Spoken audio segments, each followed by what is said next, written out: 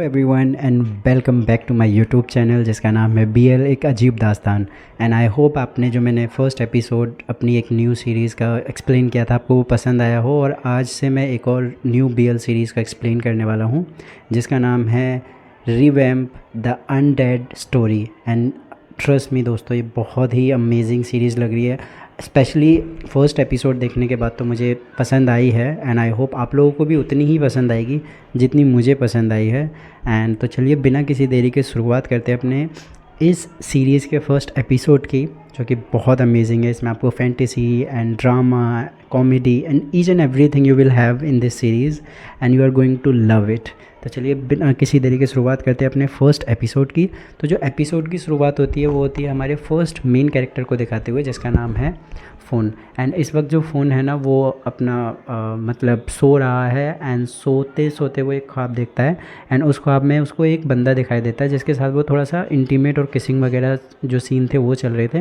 And उस time पे जब वो उसके साथ में इंटीमेट हो रहा था तब वो बंदा उसको ये बात बोलता है कि तुम मेरा नाम याद रखना और मेरा नाम है रामिल। इतना वो कहता है, इतने में ही उसकी जो नींद होती है ना फ़ोन की वो खुल जाती है। एंड जैसे ही उसकी नींद खुलती है तो उसको होश आता है। एंड एज अ व्यूअर हम देख पाते हैं कि उसने जो लॉकेट उस बंदे के गले में देखा था, जो उसके गले में था, उसने उसी लॉकेट का जो पेंडल होता है ना उसकी इमेज बनाई थी। एंड जैसे ही वो जगता है तो उसकी नाक से जो खून निकल के ना उस जो उसने ड्राइंग बनाई थी उस पर चला जाता है। एंड जैसे ही उसको ये बात का होश आता है कि उसकी नाक से खून निकल रहा है तो वो जल्दी से उठता है और जाके अपनी नाक को साफ़ वगैरह करने लगता है। एंड उसको करने के बाद वो टीवी ऑन करता है। एंड टीवी ऑन करने पर उसको ये न्यूज़ सुनाई देती है कि पास ही के एग्जीबिशन हॉल में ना एक बहुत ही पुरानी पेंटिंग है, उसकी एग्जीबिशन शोकेस होने वाली है। वो वहाँ पे उस पेंटिंग को शोकेस करने वाले हैं एंड इस डेट को होगी, 2-3 दिन बाद होगी। तो ये सुन के और वहाँ पे ना उस पेंटिंग को दिखाया भी जाता है। बट जैसे ही वो पेंटिंग टीवी पे आती है उसी वक्त जो फ़ोन के दरवाजे पे कोई बेल बजाता है तो वो मतलब अनफॉर्चुनेटली वो तस्वीर नहीं देख पाता। एंड एज अ व्यूअर हमें पता चल जाता है कि ये जो पेंटिंग है वही उसी बंदे की पेंटिंग है जिसको इसने ख्वाब में देखा था एंड जिसके साथ में ये हल्का फुल्का इंटीमेट और किसिंग सीन वगैरह कुछ हुआ था। एंड जैसे ही ये सीन कट होता है, नेक्स्ट सीन में हम देखते हैं एक रिपेयरिंग शॉप को जो किसी और की नहीं फ़ोन की ही है। एंड फ़ोन यहाँ पर जितने भी मतलब महंगे प्रोडक्ट होते हैं ना जो कभी टूट जाते हैं, फट जाते हैं, उन सब की रिपेयरिंग करता है। एंड बहुत अच्छी तरीके से नीट एंड क्लीन तरीके से उसको ऐसे रीस्टोर करता है, उसको रिपेयर करता है जिससे पता न चले कि एक आइटम कभी टूटा और फटा भी था। तो वहाँ पर हम एक लेडीज़ को देखते हैं जिसने उसको अपना कुछ एक गुलदस्ता टाइप का कुछ दिया था जो ब्रेक हो गया था एंड उसके लिए वो बहुत ही ज़्यादा इंपॉर्टेंट था। तो उसने फ़ोन को दिया था रिपेयर करने के लिए एंड रिपेयर करने के लिए दिया था। एंड उसका जो काम देख के वो लेडीज़ बहुत खुश होती है, उसको बोलते कि तुमने इसको बहुत अच्छा किया and you know I really like this, कि तुमने इसमें एक भी ब्रेक नहीं छोड़ा, लग ही नहीं रहा है टूटा हुआ है। तो उसकी बहुत तारीफ़ करती है एंड तारीफ़ करके वो वहाँ से चली जाती है। एंड जैसे ही वो चली जाती है उसके पास जो फ़ोन के पास होता है ना वो कॉल आता है उसके छोटे भाई के स्कूल से कि तुम्हारे छोटे भाई ने यहाँ पे लड़ाई कर ली है तो प्लीज़ तुम आओ, मुझे तुमसे बात करनी है। तो फ़ोन तुरंत अपना फ़ोन और उठा के जल्दी से जाता है स्कूल में। एंड वहाँ पे उसको पता चलता है कि उसने जिन लड़कों से लड़ाई की है, प्रिंसिपल उसने उनको बहुत मारा है। तो प्रिंसिपल उसको समझाता है कि देखो अपने भाई को समझाओ, वो इतना झगड़ा करता है, इतना लड़ाई करता है, उसको नहीं करना चाहिए, समझ में ही नहीं आता उसने ऐसा क्यों किया। एंड वो वहाँ पे भी बदतमीज़ी कर रहा था प्रिंसिपल के सामने। तो जो फ़ोन होता है ना वो उसको सॉरी बोलता है प्रिंसिपल को कि मैं अपने भाई की तरफ से सॉरी बोलता हूँ एंड आगे से ऐसा कुछ नहीं होगा। तो अपने भाई को लेकर आ जाता है जिसका नाम पोंग है। एंड जब वो लेकर आता है अपनी शॉप पे ही लेकर आ जाता है एंड उसको बोलता है कि देखो तुम्हें लड़ाई नहीं करनी चाहिए एंड इतनी लड़ाई तुमने क्यों की। तो वो बोलता है कि वो लड़के ना मुझे अडॉप्टेड कह के चिढ़ा रहे थे कि तुम अडॉप्टेड हो, इस वजह से मैंने उनको मारा। तो उसने बोला देखो ऐसा तुम्हें नहीं करना चाहिए, तुम किस किस से लड़ाई करोगे इस बात पे, लड़ाई मतलब किसी बात का सोल्यूशन हो ही नहीं सकती है। तो उसको बताता है कि देखो एक फैमिली है जो तुम्हें अडॉप्ट करना चाहती है, मतलब थाईलैंड के बाहर की लोग हैं वो तुम्हें अडॉप्ट करना चाहते हैं और मैं तुम्हें चाहता हूँ कि तुम उस फैमिली के साथ रहो, वहाँ पर जाके उनके साथ में रहोगे तो तुम्हारी पढ़ाई भी अच्छी होगी और तुम्हें और दूसरी फैसिलिटीज़ भी मिलेंगी जो मैं तुम्हें नहीं दे पा रहा हूँ। तो जो उसका छोटा भाई होता है वो बोलता है कि देखो तुम चाहे कुछ भी कहो मैं नहीं जाऊँगा यहाँ से, तुम्हें छोड़ के तो कभी नहीं जाऊँगा। एंड अगर तुम्हें ऐसा लग रहा है कि तुम मुझे पढ़ाने में या फिर खिलाने पिलाने में तुम्हें कोई कमी लग रही है ना तो मैं खुद पार्ट टाइम जॉब कर लूँगा, लेकिन मैं यहाँ से छोड़ के नहीं जाऊँगा। और इतना कह के वो गुस्से में अंदर शॉप में चला जाता है। एंड वहाँ पर जैसे ही वो अंदर जाता है, वहाँ पे एक और कैरेक्टर को देखते हैं जिसका नाम है जेट। एंड वो वहाँ पर आता है और जैसे ही ये दोनों झगड़ रहे होते हैं ना, उनको देखते बोलता है क्या तुम लोग फिर से झगड़ने लगे। एंड उसको कोई जवाब नहीं देता फ़ोन, और अंदर चला जाता है। एंड उसके बाद में थोड़ी देर बाद सीन कट होता है, एंड थोड़ी देर में हम देखते हैं कि एक एनवलप पे एक पर्ची लगी हुई है जिस पे ये लिखा हुआ है कि तुम्हें कोई भी पार्ट टाइम जॉब करने की ज़रूरत नहीं है, इसमें पैसे रखे हैं, तुम अब घर चले जाओ। और ये लेटर था उसके छोटे भाई के लिए, फ़ुन ने अपने छोटे भाई के लिए लिखा था। एंड वो उसको उठाता है और वहाँ से चला जाता है पढ़ के। एंड उसके बाद में हम जेट और फ़ुन को देखते हैं, दोनों आपस में बात कर रहे होते हैं। एंड वो उसको बोलता है कि देखो मैं यहाँ पे ना एक बहुत ही इंपॉर्टेंट काम के लिए आया हूँ, फालतू काम के लिए नहीं आया। मुझे मतलब एक एग्ज़िबिशन में एक बहुत ही पुरानी और बहुत ही एक्सपेंसिव सी पेंटिंग थी, उसको चोरों ने ना कल रात में आके स्क्रैच कर दिया, मतलब फाड़ दिया है चाकू वगैरह से। एंड मैं चाहता हूँ, मैंने तुम्हारे बारे में बहुत सुना हुआ है कि तुम बहुत अच्छे से रिपेयर करते हो, मैं चाहता हूँ कि तुम उस पेंटिंग को रिपेयर करो। तो पहले तो जो फ़ोन होता है वो बिलीव नहीं करता है, उसको बोलता है कि थोड़ा हिचकिचाता है। बट उस बंदे के जेट के फोर्स करने पे वो मान जाता है कि चलो ठीक है, मैं एक बार जाके देख लेता हूँ, फिर तो मैं उसको रिपेयर कर दूँगा। तो ये ऐसा ही होता है। तो जो जेट होता है ना, वो उसको लेके जाता है वहाँ पे। एंड यहाँ से सीन शिफ्ट हो जाता है।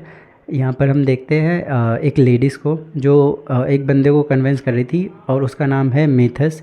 एंड आई एम सॉरी अगर मैं नाम को थोड़ा सा गलत भी प्रोनाउंस कर दूँ, क्योंकि ये थोड़े आउट ऑफ इंडिया के नाम है, तो मुझे प्रोनाउंस करने में दिक्कत हो सकती है।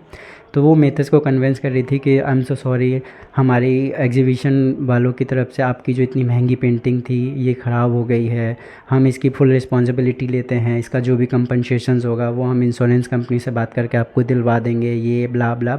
अपनी जो टीम की गलती थी वो उसको सॉरी बोल रही थी, और उसको बोल रही थी कि हम इसको रिपेयर इतने अच्छे से करवा देंगे, हमने अपने बंदे को भेजा हुआ है और वो एक रिपेयर वाले को लेकर आता है, तो इसको बहुत अच्छे से रिपेयर कर देगा, पता भी नहीं चलेगी फटा है। तो उसको सॉरी वगैरह बोलती है, बट वो उसकी बातों पे ज़्यादा ध्यान नहीं देता, अपनी पेंटिंग देखता है।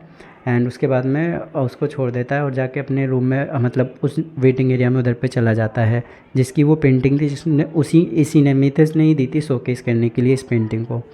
एंड इसके बाद में इसकी मीटिंग होती है मेथस की फ़ुन से, जो कि जेट लेकर आया था फ़ुन को इससे मिलाने के लिए। एंड उसको मिलाता है, उसको बोलता है कि ये फ़ुन है, एंड इस यही है मतलब इस यहाँ पर ऐसा बंदा है जो आपकी पेंटिंग को ठीक कर सकता है। एंड बाकी जो भी डैमेज वगैरह जो कुछ भी हुआ है आपको कंपनसेशन वगैरह तो मिल जाएगा, लेकिन हम इस बात को मेक श्योर करते हैं कि आपकी जो पेंटिंग है वो बिल्कुल पहले जैसी हो जाएगी जैसे पहले थी। तो वो जो मेथस होता है वो उससे हाथ मिलाता है फ़ोन से। एंड जैसे ही वो उससे हाथ मिलाता है ना, उसको कुछ अजीब सा फील होता है, जैसे कि पता नहीं कुछ हुआ हो। तो वो बोलता है कि ठीक है, अगर मुझे लग रहा है मतलब कि तुम इस पेंटिंग को ठीक कर दोगे, और वो वहाँ से चला जाता है। एंड मैंने तुम्हें एक और बात नहीं बताई, जब ये मेथस उस पेंटिंग को देख रहा था ना, फटी हुई पेंटिंग को, तो उस टाइम पे वो उस बंदे को जो फ़ोटो में था उसको वो आका कह के बुला रहा था। ये बात मैं बताना भूल गया था, तो मैं अभी बता रहा हूँ।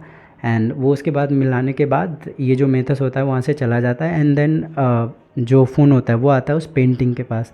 एंड उस पेंटिंग के पास आके वो उस पर जैसे ही टच करता है ना, तो उसको पहले तो उस पेंटिंग को सही से देखता है और उसको याद आ जाता है कि ये वही बंदा है, और इसके गले में लॉकेट भी वही है जो मैंने आज सुबह जो देखा था ना सपना, उसमें आया था।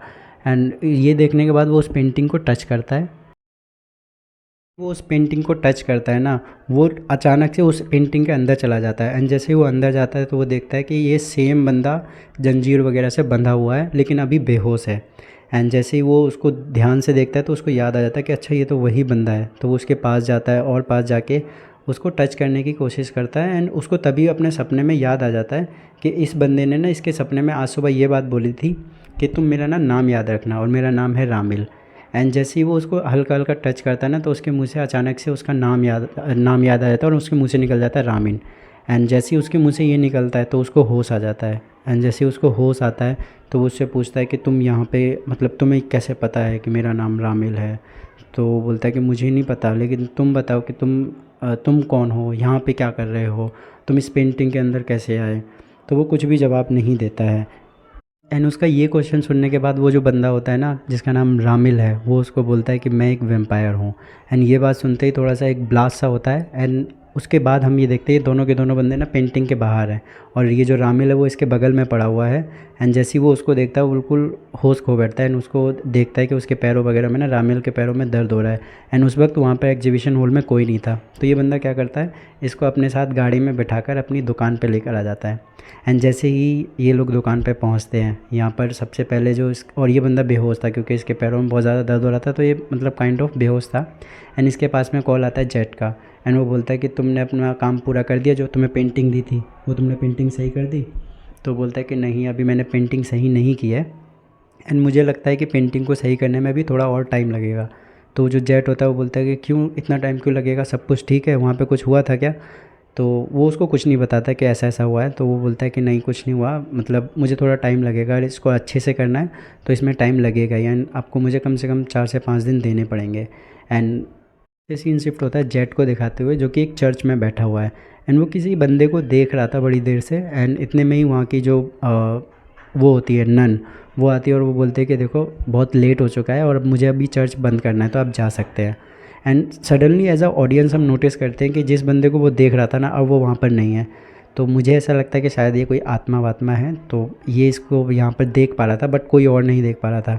एनी हाउ यहाँ से सीन होता है जो वो शिफ्ट हो जाता है किसकी तरफ, वापस से फ़ोन और रामिल की तरफ शिफ्ट हो जाता है। एंड जो रामिल है वो चिल्ला रहा होता है कि मुझे बहुत तेज़ भूख लगी है।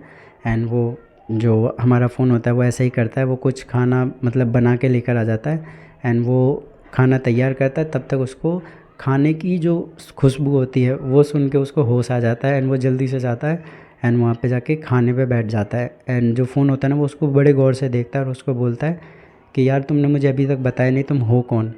तो जो रामिल होता है वो उसको बोलता है कि देखो मैं तुम्हें पहले ही बता चुका हूँ कि मैं एक वेम्पायर हूँ।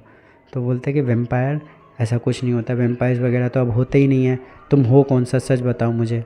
तो बोलता है कि सच सच बताओ। तो बोलता है देखो मैं तुम्हें बता चुका हूँ कि मैं वैम्पायर हूँ। तो फ़ोन बोलता है कि यार देखो मैं जिन जैसे वैम्पायर्स को मैं जानता हूँ तुम बिल्कुल भी वैसे नहीं दिखते, बिल्कुल अलग हो उनसे। तो बोलता है कि तुम कैसे वैम्पायर्स को जानते हो। तो बोलता है कि मैं जानता हूँ वो इंसानों का खून वगैरह पीते हैं और तुम उससे बिल्कुल ही अलग हो, तुम कौन हो मुझे सच बताओ। तो उसकी ये बात सुन के वो जो रामिल होता है वो बोलता है कि क्या हम पहले मिल चुके हैं। एंड उसकी ये बात सुन के वो थोड़ा सा नर्वस हो जाता है, घबरा भी जाता है, बट वो उसका जवाब नहीं देता उसको बिल्कुल भी। जो फ़ोन होता है ना वो उसको टीवी सीरीज़ दिखाता है और एक वैम्पायर टीवी सीरीज़ होती है वो दिखाता है और बोलता है कि देखो वैम्पायर्स ऐसे होते हैं, इंसानों का खून पीते हैं और इतने डरावने दिखते हैं, बट तुम बिल्कुल ही अलग दिखते हो। तो वो उसकी ये बात सुनता है, वो बोलता है कि अच्छा तो एक काम करो, मैं ना अपना ये जो तुमने मुझे सीरीज़ लगा के देखी है, मैं इसके आगे के एपिसोड और देख सकता हूँ, मुझे और जानना है कि वैम्पायर्स कैसे होते हैं और कैसे दिखते हैं। ही करता है एंड वहाँ पे बैठ के टीवी सीरीज़ वगैरह देखने लगता है। एंड देन उसके बाद में ना वो फ़ोन को बुलाता है एंड बोलता है कि देखो मैं ना तुम्हें दिखाता हूँ, मैं शक्ति, तुम्हें यकीन नहीं हो रहा था ना वैम्पायर हूँ, मैं तुम्हें अभी अपनी शक्तियाँ दिखाता हूँ। एंड वो थोड़े बहुत जादू वगैरह करने की कोशिश करता है लेकिन उसका कोई भी जादू काम नहीं करता है। एंड उसकी ये सब हरकतें देख के उसको और भी गुस्सा आता है एंड फ़ोन को इस वक्त लगता है कि शायद ये बेवकूफ़ मजाक कर रहा है या फिर कुछ मेरे साथ मजाक कर रहा है। तो वो उसकी बातों को ज़्यादा सीरियस नहीं लेता। वो बोलता है कि देखो, वो लाके उसको तकिया वगैरह दे देता है और बोलता है कि तुम यहाँ पे सो जाओ, मैं अपने रूम में सोने के लिए जा रहा हूँ। एंड उस वक्त वो उसको बोलता भी है, रामिल बोलता है कि मैं तुम्हारे रूम में नहीं सो सकता और तुम लेकर आए हो वहाँ से मुझे, अब मुझे तुम्हारे साथ रूम में रहना है। तो वो उसको फोर्स करता है बट जो फ़ोन होता है ना वो उसकी कोई भी बात नहीं सुनता। उसको बोलता है कि देखो तुम्हें चुपचाप यहीं सोना है एंड सो जाओ, अगर सोना है तो मैं अपने रूम में जा रहा हूँ और मैं अपने रूम में किसी को अपने साथ नहीं सुला सकता क्योंकि I feel uncomfortable with guys. अपने रूम में आने के बाद जब वो सेम वही डायरी देखता है जिसमें उसने वो पेंटिंग बनाई थी सुबह, तो उसमें वो नोटिस करता है कि उस पेंटिंग में ना उसका खून लग गया है। यही जो ड्रीम होता है ना उसको इमेजिन करता है एंड देन उसके बाद में वो चुपचाप से सो जाता है, उसके बारे में ज़्यादा ध्यान नहीं देता और ज़्यादा सोचता भी नहीं है। जब वो उठता है ना तो दोबारा से उसकी जो नाक थी ना उसकी नाक में से खून आया हुआ था एंड बहुत सारी बातें चल रही थी उसके, ऐसा लग रहा था कि उसके घर में कोई है।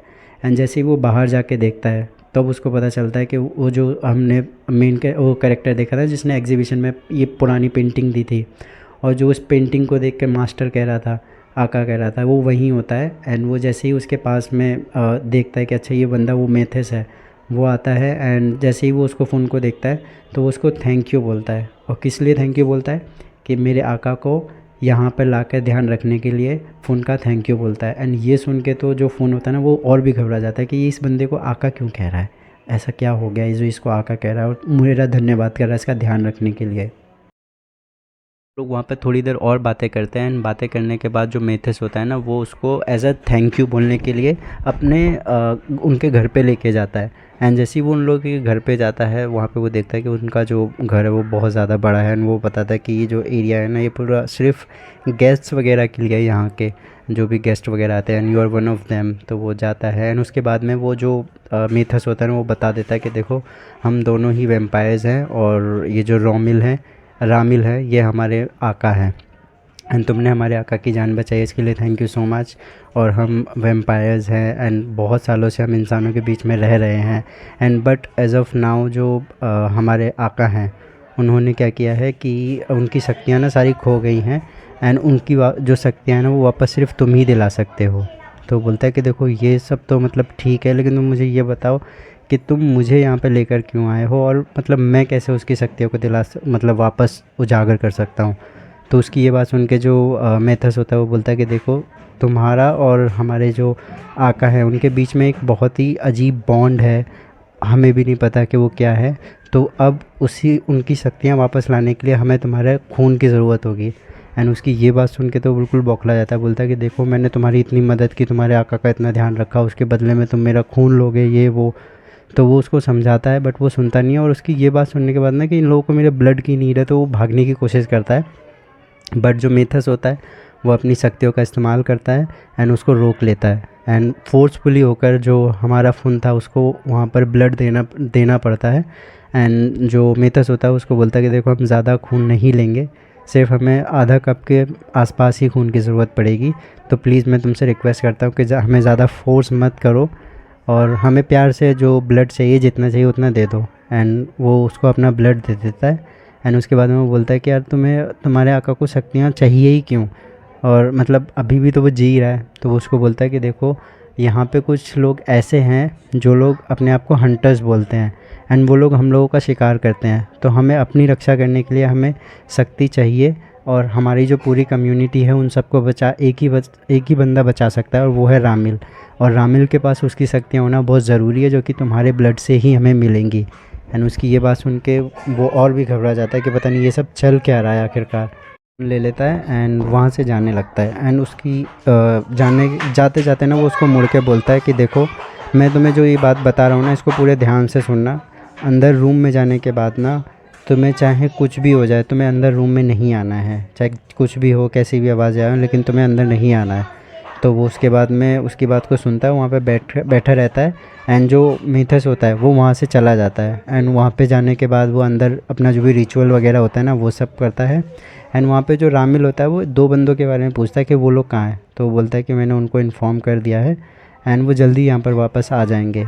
एंड इसके बाद में जो वो अपना रिचुअल करना स्टार्ट करता है एंड फिर बहुत ज़्यादा अजीब अजीब आवाज़ें आने लगती हैं जिसको सुनकर फुन्ना बिल्कुल कंफ्यूज हो जाता है कि यार ये हो क्या रहा है, इतनी चीखें आवाज़ क्यों आ रही हैं। एंड उसकी वार्निंग के बाद भी वो नहीं रुकता तो वो कैसे भी करके अपने आप को मजबूर हो जाता है वो जाने के लिए। तो वहाँ जाता है एंड देखता है कि वहाँ पे रिचुअल हो रहा है। एंड जो मीथस होता है वो उस पर चिल्लाता है, बोलता है कि मैंने तुम्हें मना किया था, तुम क्यों आए यहाँ से, वापस जाओ कमरे में। तो वो वापस कमरे में जाने की बजाय वो वहाँ से भागने की कोशिश करता है। एंड जो मीथस होता है वो उसका पीछा करता है, उसको पकड़ता है एंड कैसे भी करके उसको पकड़ के ना ऐसे टांग देता है अपने हाथ पे। एंड ये सीन देख के ना उसका पूरा चेहरा पीला पड़ जाता है फ़ोन का। एंड उसको लगता है कि अब तो मैं गया। एंड इसके बाद में सीन शिफ्ट होता है एक नर्स को दिखाते हुए एंड इसका नाम हमें अभी नहीं बताया जाता है। एंड वो अभी तक बिल्कुल ठीक था। एंड जैसे ही उसके पास एक मैसेज आता है कि हमारे जो आका हैं वो वापस आ गए हैं, वो बिल्कुल नर्वस हो जाता है, वो उसके हाथ पैर ढीले पड़ने लगते हैं। एंड देन वो एक सर्जरी करने के लिए जाता है एंड वहाँ पर वो सर्जरी कर मतलब अच्छे से नहीं कर पाता एंड खून देख के उसको थोड़ा सी और घबराहट वगैरह होने लगती है। एंड ये सीन भी यहाँ पे कट हो जाता है। इसके बाद में दूसरा सीन स्टार्ट होता है जहाँ पर हम देखते हैं एक और बंदे को, एक कल्ट को देखते हैं। उन कल्ट का एक शायद ऑनर टाइप का कुछ होता है जो कि एक जो कौवा होता है ना उससे बातें कर रहा होता है। एंड वो कौवा उसको बताता है कि जो हमारे आका है ना वो वापस आ गए हैं। तो वो उससे पूछता है कि अच्छा उनको वापस कौन लेकर आया।